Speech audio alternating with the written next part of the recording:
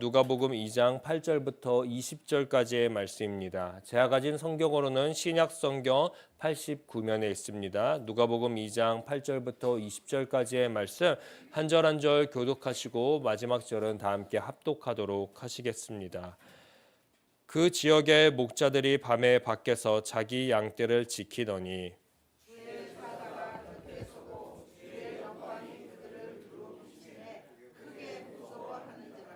천사가 이르되 무서워하지 말라. 보라, 내가 온 백성에게 미칠 큰 기쁨의 좋은 소식을 너희에게 전하노라.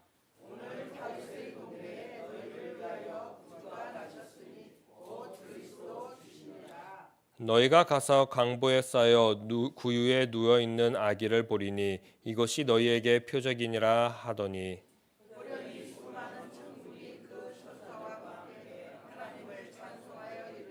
지극히 높은 곳에서는 하나님께 영광이요 땅에서는 하나님이 기뻐하신 사람들 중에 평화로다 하니라.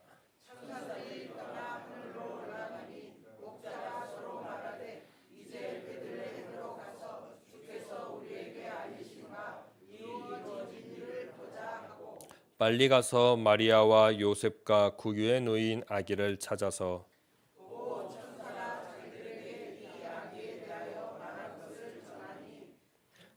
듣는 자가 다 목자들이 그들에게 말한 것들을 놀랍게 여기되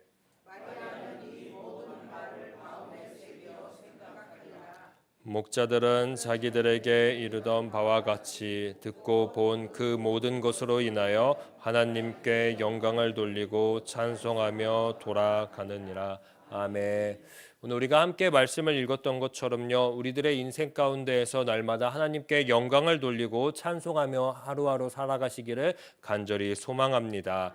오늘 누가복음 2장을 우리가 짧게나마 함께 읽었습니다. 누가복음 2장은요, 아기 예수 탄생에 대해 굉장히 집중하고 있는 장입니다. 그리고 탄생의 소식을 오늘 목자들도 지금 집중하고 있다라고 알려주고 있습니다. 먼저 8절을 보게 되면요, 그 지역 어디입니까? 바로 베들레헴입니다. 누가는요, 예수님의 성장 배경인 나사렛보다요 현재 출생지인 베들레헴에게 집중하고 있습니다. 베들레헴은요 저번 4절의 2장 4절과 같이요 다윗의 동네입니다. 이스라엘 백성들이 가장 좋아하는 동네, 왕의 동네, 메시아가 나올 동네입니다. 나아가 미가서 5장 2절과 같이요 이스라엘을 다스릴 자가 나온다라고 말했던 예언의 동네이고 말씀을 기다리는 말씀의 성취가 이루어질 그러한 동네입니다. 누가는 지금 강조하고 있습니다. 하나님의 말씀이 멈춰 있는 것이 아니라 성취되고 있음을 말이죠. 하나님의 말씀이 지금 움직이고 있다라고 읽는 독자들에게 알려주고 있는 것입니다. 그리고 이 움직임은요, 오늘 자기 양떼를 지키고 있는 목자들에게서부터 시작되기 시작합니다. 목자들은 그 당시에 어떠한 계층입니까? 가장 낮았던 계층 중에 한 사람들입니다. 그러니 밤낮 없이 양떼들을 지키는 일을 합니다. 쉼도 없고요, 평화도 없었을 것입니다. 그러다 보니 인생을 살아가면서 참 기쁨도 없었을 것입니다. 이런 상태에서 갑자기 주님의 천사, 사자들이 목자들에게 찾아온 것입니다. 그러니 9절과 같이 무서웠을 것입니다. 보잘것없는 신분인 우리들에게 주의 천사가 찾아오나니 아무도 찾지 않는 우리들에게 주의 천사가 찾아왔으니 무서울만 하지요. 찾아온 천사는요 이유가 있었습니다. 10절에서와 같이요 온 백성에게 미칠 큰 기쁨의 좋은 소식을 목자들에게 먼저 알려주기 위함이었습니다. 그렇습니다. 하나님의 기쁨은요 큰 곳에서 찾아오는 것이 아니었습니다. 큰일 뒤에 찾아오는 만족감, 성취가 하나님이 주시는 기쁨이 아닙니다. 하나님의 기쁨은요 작을지라도 그곳에서 하나님의 말씀을 인정할 때 기쁨을 먼저 누리게 되는 것입니다. 오늘 목자들도 그랬을 것입니다. 쉼도 없고 평화도 없고 지쳐있는 상태입니다. 그러다 보니 인생에 그렇다 할 기쁨도 만끽하지 못하는 그러한 자들이었을 것입니다. 그러나 이들은요 붙잡고 있었던 것이 있습니다. 미가서 5장 2절의 말씀과 같이 구약에서부터 줄기차게 예언하고 있었던 그리고 11절 말씀과 같이 다윗의 동네 베들레헴에서 구주가 나실 것이다 라는 이 말씀을 그저 인정하고 기다릴 뿐이었는데 가장 기쁨의 소식을 먼저 듣게 되는 것이었습니다. 그래서 그런지요, 오늘 천사들을 통해서 들은 기쁨의 소식을 듣고 이들은 벌떡 자리에서 일어나 15절 16절과 같이요, 빨리 가서 곧장 가서 마리아와 요셉 구유에 놓인 아기 예수님을 찾았다라고 이야기를 하고 있습니다. 가장 낮은 곳이지만요, 하나님의 말씀의 성취를 기다리며 사니까요, 이들에게 주어진 것을요 10절과 12절의 말씀과 같이 가장 먼 곳까지 전해질 소식, 온 백성에게 미칠 기쁨의 소식인 아기 예수를 보는 표적이었습니다. 누가는 오늘 우리들에게 보여줍니다. 참 기쁨, 하나님의 말씀의 성취는 바로 예수 그리스도라는 것임을 말이지요. 그래서 우리의 처지가 높거나 낮거나 가난하거나 부하거나 이것이 중요한 것이 아닙니다. 하나님의 말씀을 오늘이라는 삶 가운데에서도 기다리며 예수 그리스도로 말미암아 기뻐할 줄 아는가 모르는가, 이것이 우리의 시작이고 우리의 가장 중요한 출발점인 것입니다. 그러니 우리도 집중해야 합니다. 다시 오실 예수 그리스도에게 말이지요. 예수 그리스도를 기다리며 우리가 받은 사명은 무엇입니까? 우리는 어떤 삶을 지금 살아가고 있으십니까? 이것은 다름이 아니라 바로 기쁨의 삶일 줄 믿습니다.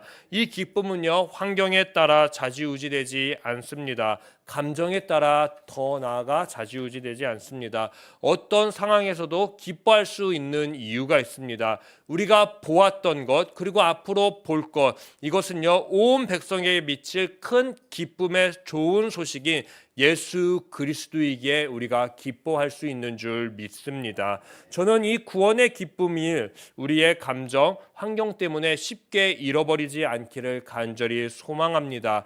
예수님은 우리의 감정, 환경을 이기신 그리스도이십니다. 그래서 그런지 13절부터 14절은요 기쁨의 찬송이 천사들을 통해서 울려 퍼지는 장면을 우리들에게 소개해주고 있습니다.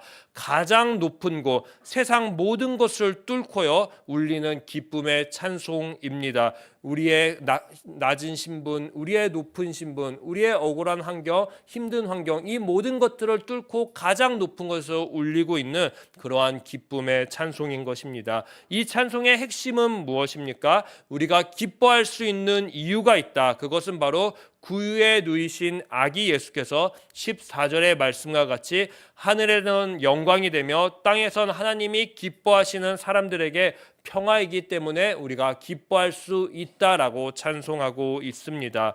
이제 가장 낮은 곳에 있었던 목자는요 가장 높은 곳에 울리는 천사의 찬양을 가장 먼 곳까지 전하고 살아낼 아기 예수님께 전해주기 시작합니다. 사실 아기 예수님이 말을 직접 들을 수 없으니 엄마 마리아가 대신 들었을 것입니다. 그리고 그 들은 마리아는요 19절 말씀과 같이요 이 모든 말씀을요 어떻게 했다 합니까?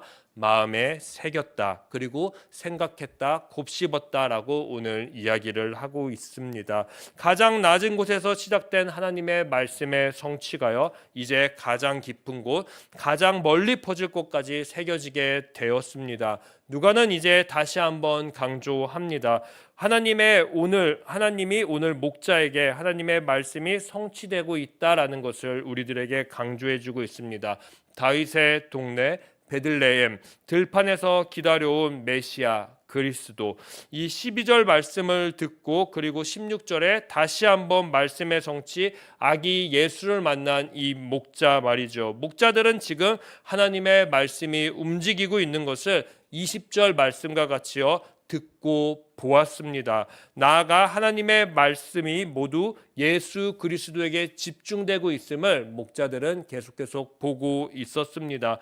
그러니 이들은 선택할 수 있는 것이 단 한 가지밖에 없었습니다. 바로 하나님께 영광을 올리는 것이었고 찬송을 드리는 것, 이 한 가지 선택뿐이었습니다. 이 삶은요 분명 14절의 말씀과 같이요 목자들에게 기쁨과 평화를 안겨주었고 그리고 앞으로 이들의 삶을 기대하며 살아갈 수 있게 했을 것입니다. 왜인 줄 아십니까? 바로 딱 하나입니다. 목자들이 경험한 것은요, 하나님의 말씀이 성취되고 있다라는 것을 지금 2장 안에서 쭉 경험했기 때문입니다.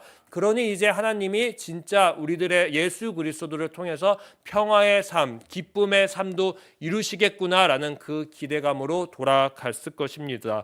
누가는 보여줍니다. 하나님이 2000년 전에는 목자들에게 하나님의 말씀이 성취되었으니 이제 우리들도 이 성취된 것을 경험할 차례가 왔다라고 말이지요. 저는 믿습니다. 저는 원합니다. 하나님이 우리에게 보여주고 싶은 말씀은요, 하나님의 말씀, 하나님의 예언의 성취인 예수 그리스도 때문에 14절의 말씀이 우리들의 삶을 통해서, 우리 교회를 통해서, 남겨진 이 교회들을 통해서 성취되는, 더 진하게 성취되는 것을 말이지요.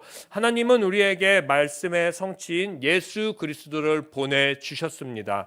나아가 예수님은 우리에게 복음서를 통해 말씀의 삶인 기쁜 소식, 평화의 삶이 무엇인지 다 하나님의 말씀인 이 성경책에 기록해 주셨습니다.